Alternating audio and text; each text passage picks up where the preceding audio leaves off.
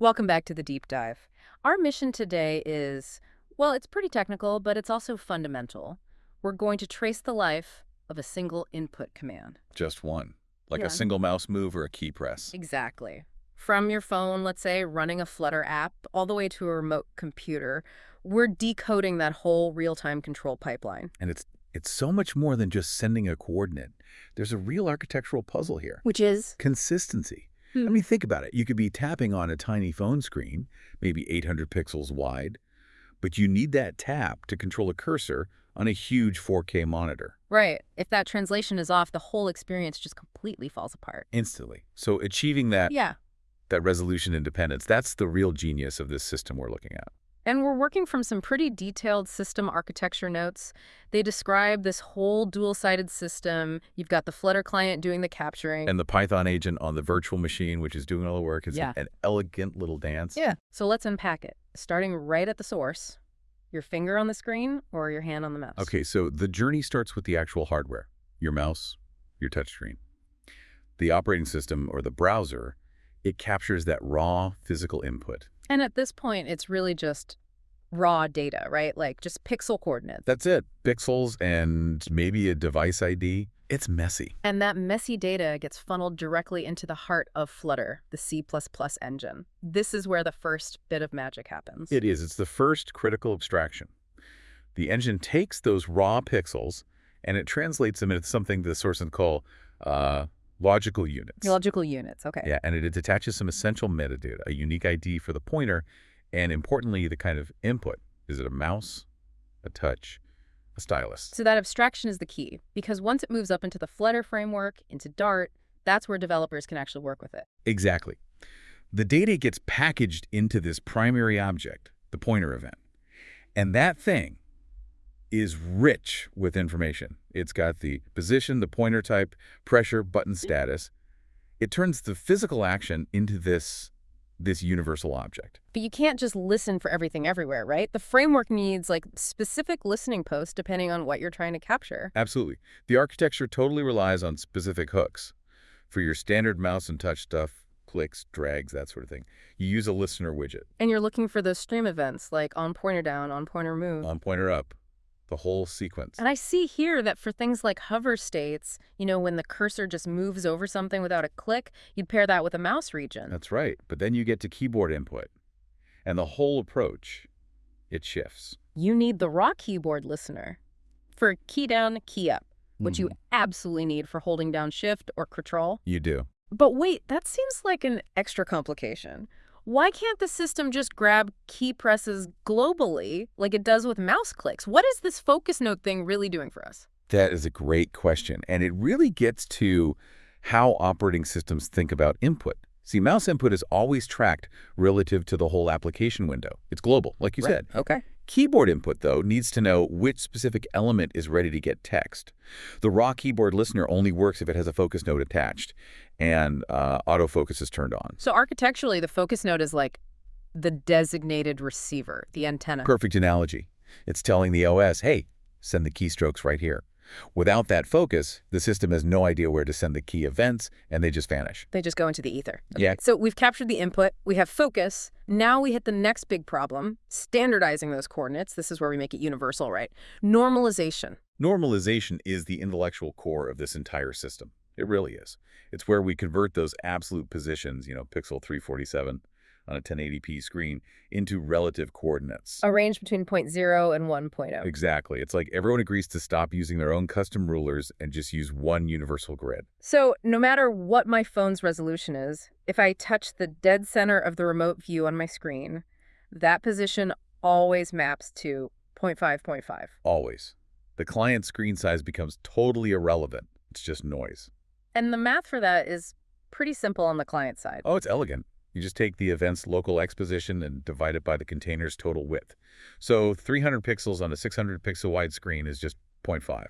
Simple as that. But the real magic happens when that 0.5 travels across the network to the remote machine, because that machine could be a 4K monster. So how does the Python agent on the other side know what pixel to actually hit? That's the critical inverse step, denormalization. The Python agent does the opposite calculation, but, and this is key, it uses the target screen's resolution. Not the client's. Never the client's. It takes that relative value, that zero point 0.5, and multiplies it by the VM's current screen width. So if the VM is 4,000 pixels wide, it calculates target pixel 2,000. That two-step process is what lets a tiny phone control a giant display with perfect accuracy. Okay, so the input is captured, abstracted, beautifully normalized. Now we have to actually send it. How do you package this up for speed? You need something minimal and fast. The packets are transmitted as JSON payloads, and the medium is usually a persistent connection like a WebSocket. WebRTC is sometimes in the mix too, I see. Yeah, for really ultra-low latency scenarios, Yeah. especially if you're also streaming video, but WebSocket is the workhorse. And JSON makes sense. It's light, and both Flutter and Python can handle it without breaking a sweat. So what do these packets, what do they actually look like? They're like little command slips, super concise. A simple pointer move would just be something like type move x 0.52, y 0.31. Okay, so super simple, just the type of action and the normalized position. Yep. Now you have the other necessary commands. You need down and up for clicks, which also have to specify which button, left, right, middle. And scroll packets, which interestingly use deltas, dx, and psi, not normalized coordinates. Well, yeah, because scrolling is an additive action, right? Not an absolute one. You're adding or subtracting from the current position. Good point. And then finally, the key event, which has to specify the keys label and whether the action is down or up, so you can hold down shift. Exactly. So that structured data is the clean language of the client. Now we flip to the other side. We land on the remote machine where the Python agent is just waiting. What's its first job? Its first job is just listening. It receives that JSON packet from the WebSocket and immediately decodes it into a Python dictionary. Then, and this is the very next step, it has to denormalize. Right. It has to ask the VM, hey, what's your current screen size? Yeah. And then use that to convert the 0.0 to 1.0 values back into actual concrete pixel coordinates. And that step right there dictates exactly where the cursor is going to land. So after all this elegant abstraction and network transmission, the loop ends with something that feels surprisingly direct. The agent has the final coordinates, it has the action. How does it actually force the OS to do it? This is where a fantastic library called PyAutoGUI comes in. Yeah. It's basically the muscle. It acts as the interface to the OS, injecting the input commands. So the Python agent just maps the decoded JSON event directly to a PyAutoGUI command. One-to-one. It makes the OS believe a physical user just moved the mouse or typed a key. So a move event just becomes pyautoG.moveTo. I did notice the sources really stress setting the movement duration to 0. Why is that so important? Wouldn't you want it to be smooth? You'd think so, right? And for some tasks like automation, a little smoothness is nice. But for remote control, you want the cursor to snap instantly to where the user's finger is. Any delay would create a laggy, disconnected feeling. It would completely destroy the real-time feel. You want the responsiveness of a local mouse, so duration 0 is critical for that immediate feedback. That makes total sense. And then for clicking, you've got separate mouse down and mouse up commands, which mirrors how the client sends the events, and key down, key up for the keyboard. Correct. The only slight complication is scrolling.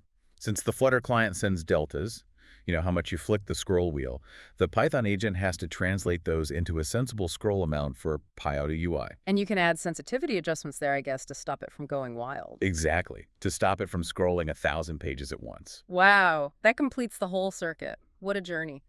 Yeah. Let's quickly summarize that end-to-end flow, the 6 phases. Okay, let's do it. First, you have capture in the Flutter client with the listener widgets.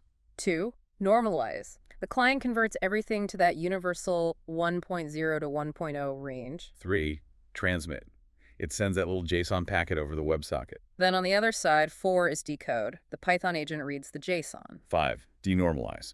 It turns the relative coordinates back into actual pixels using the VM's resolution. And finally, 6, inject.